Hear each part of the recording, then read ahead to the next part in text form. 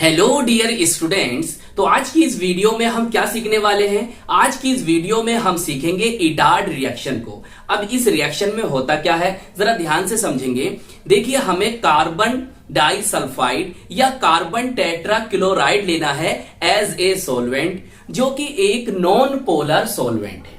Clear? फिर हमें क्या लेना है? हमें लेना है टोल्यूइन और उसकी रिएक्शन करानी है क्रोमिल क्लोराइड से, जिससे टोल्यूइन ऑक्सीडाइज्ड होगी और हमें क्रोमियम कॉम्प्लेक्स प्राप्त होगा। और जो हमें क्रोमियम कॉम्प्लेक्स प्राप्त हुआ है, ऑब्टेन हुआ है, हम उसका हाइड्रोलिसिस करा देंगे और जिससे हमें बेंजल्डिहाइड ऑब्टेन हो जाएगी। तो फाइनली हमें यह बात याद रखनी है कि हम इस रिएक्शन के द्वारा, मतलब इटार्ड रिएक्शन के द्वारा टोल्यूइन से बेंजल्डिहाइड को प्राप्त करते हैं, ऑब्टेन करते हैं, बनाते हैं।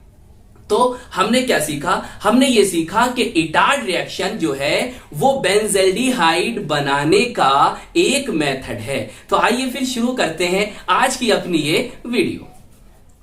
देखिए, आप इस तरह से बेंजीन बनाएंगे, क्लियर, और उस पर लगा देंगे CH3। हम इसे कहते हैं टोलुइन, या हम इसे कह सकते हैं मिथाइल बेंजीन। Methyl benzene. पहले आप एक स्टेप में रिएक्शन को समझ लीजिए। देखिए, हम यहां पे क्या लेंगे? पहले स्टेप में हम लेंगे CrO2Cl2, इसे हम कहते हैं क्रोमिल क्लोराइड, या आप चाहो तो क्रोमाइल क्लोराइड भी पढ़ सकते हो।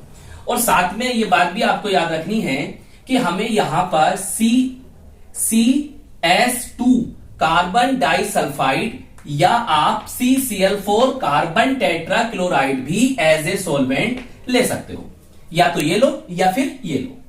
क्लियर? फिर देखिए, दूसरे स्टेप में आपको क्या करना है?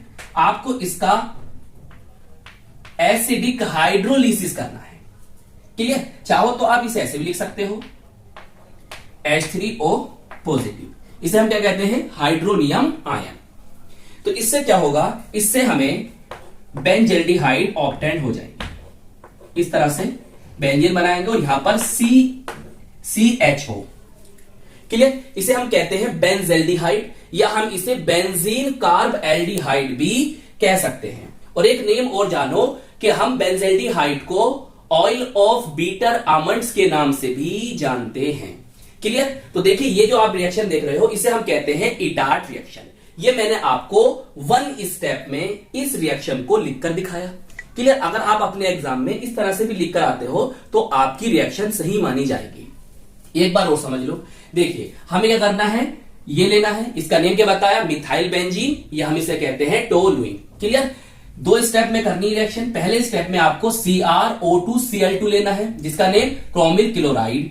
क्लियर? और आपको एज ए सॉल्वेंट जो लेना है CS2 मतलब कार्बन डाइसल्फाइड लो, या फिर CCl4 कार्बन टेट्राक्लोराइड लो। क्लियर? उसके बाद आपको क्या करना है? दूसरे स्टेप में जो भी प्रोडक्ट ऑब्टेंड होगा, अभी दिखाएंगे आपको कौन सा प्रोडक्ट ऑब्टेंड होगा, क्रोमियम कॉम्प्लेक्स ऑब्टेंड होगा, उसका आप कर दोगे हाइड्रोलिसिस, एसिडिक हाइड्रोलिसिस। ऐसे लिख लो या फिर ऐसे लिखा हुआ भी आपको मिल सकता है। तो जिससे हमें क्या ऑब्टेंड हो जाएगा? बेंजल्डिहाइड ऑब्टेंड हो जाएगा। क्लियर? चलिए इसे नोट कर लीजिए, फिर आपको इन डिटेल ये रिएक्शन समझाते हैं। अब देखिए, NCERT में इस रिएक्शन को किस तरह से लिखा गया है। अगर आप इंग्लिश मीडियम के हैं तो आप अपनी बुक्स खोलिए और पेज नंबर निकालिए 355। क्लियर? 355 पेज नंबर पर आपको ये रिएक्शन मिलेगी। और अगर आप हिंदी मीडियम के हैं तो अपनी बुक्स को ओपन कीजिए और 378 पेज पर यह रिएक्शन आपको मिलेगी। अब देखिए किस तरह से लिखी हुई है, तो ध्यान से समझो। देखिए, इस तरह से आप बेंजीन रिंग बनाएं और यहां पर लगा दें CH3। क्लियर? चाहे यहां भी लगा सकते हो, इससे कोई फर्क पड़ने वाला नहीं है। प्लस आप लोग यहां पर CrO2Cl2, इसका भी नेम आपको पता है, और यहां पर लोगे आप क्या? CS2। बताइए, इतनी बात समझ में आई? अगर NCERT की बुक्स देखोगे तो यहां पर 2 लिखा हुआ नहीं मिलेगा, मगर हम यहां पर 2 लगाएंगे ताकि रिएक्शन हमें आसानी से समझ में आए। देखिए, अब इससे क्या होगा? इससे यह होगा कि जो टोल्यूइन है ये ऑक्सीडाइज्ड हो जाएगा और हमें क्या ऑब्टेन होगा?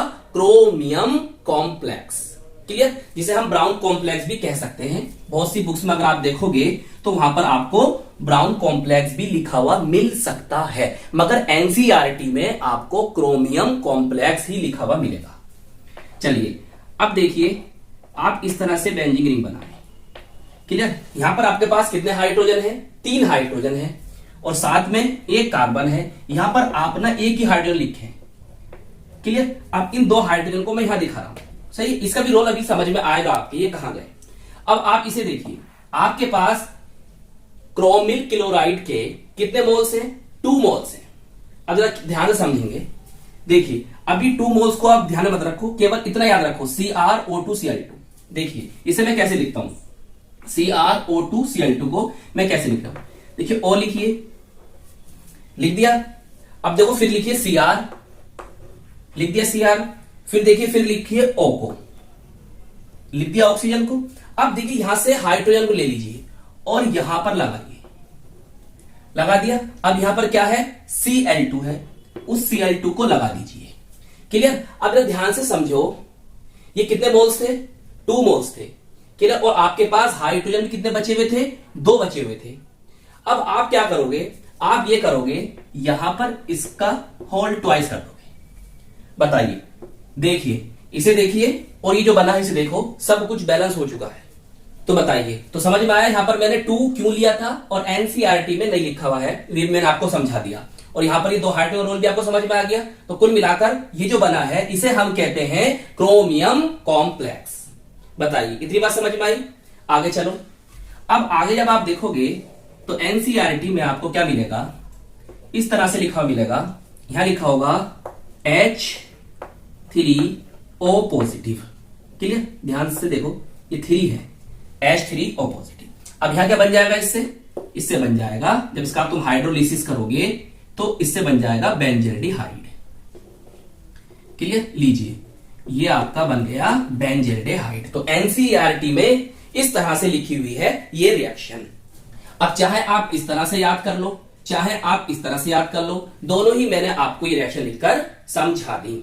आपको ये भी याद रखना है कि अगर आपके एग्जाम में आपसे कन्वर्जन पूछ लेता है कि भाई टोल्यूइन से बेंजल्डिहाइड कैसे बनाएंगे, तो आप याद रखो ईटार्ट रिएक्शन के द्वारा, क्लियर। अगर आप देखोगे, सर्च करोगे यूट्यूब पर जाकर टोल्यूइन टू बेंजल्डिहाइड, तो हमने ऑलरेडी वीडियो बना रखी है, अपलोड कर रखी है। वहां पर हमने टोल्यूइन से बेंजल्डिहाइड बनाने के 3 मेथड्स आपको समझाए हैं, तो चाहो तो आप वो भी वीडियो देख सकते हो। तो आई होप ये वीडियो, ये रिएक्शन आपको अच्छी तरह से समझ में आ गई होगी और हम मिलेंगे आपको इसकी नेक्स्ट वीडियो में। All the very best.